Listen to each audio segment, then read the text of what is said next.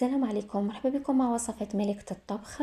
اليوم نحضروا مع بعض حليب المكثف المحلى كما راكم تشوفوا. طريقة سهلة ومقادير مضبوطة، ويقطعنا كمية مليحة خير من نشيوه من المحلات. ومن ناحية الذوق ولا أروع، يعني النتيجة راح تكون مضمونة 100%. تفضلوا معايا تشوفوا المقادير وطريقة التحضير. نبداو بسم الله.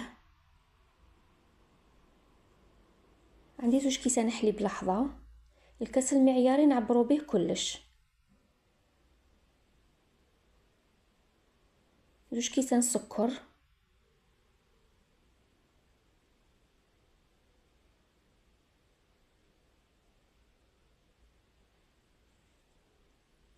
2 مغارف زبدة، زبدة تكون طرية ونعبروا بالمغرفة الكبيرة، يعني 2 مغارف كبار.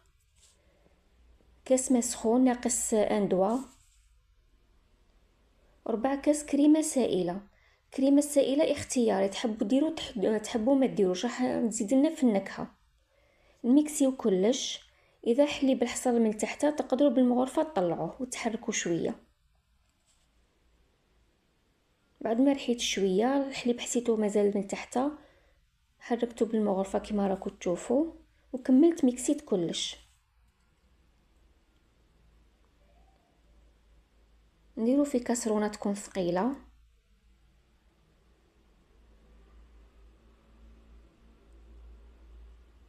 هذه هي النتيجة اللي تحصلت عليها بعد ما رحيته. ونحطوه فوق النار. كي نحطوه فوق النار نديرو في الكانون الصغير كامل ونقص النار، لازم النار تكون قليلة بزاف، ونقعد غير نحرك ما نحبسش كامل. غير ياخذ الغليه نحسب له 2 دقائق ولا 3 ونطفي عليه.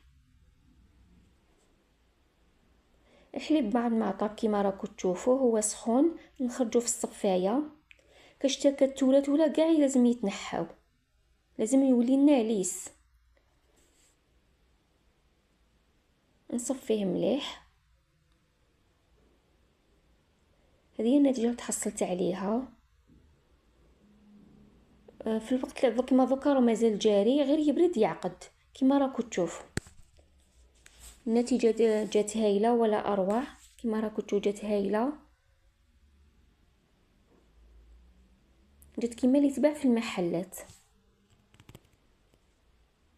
والكميه قطعت لنا مليحه.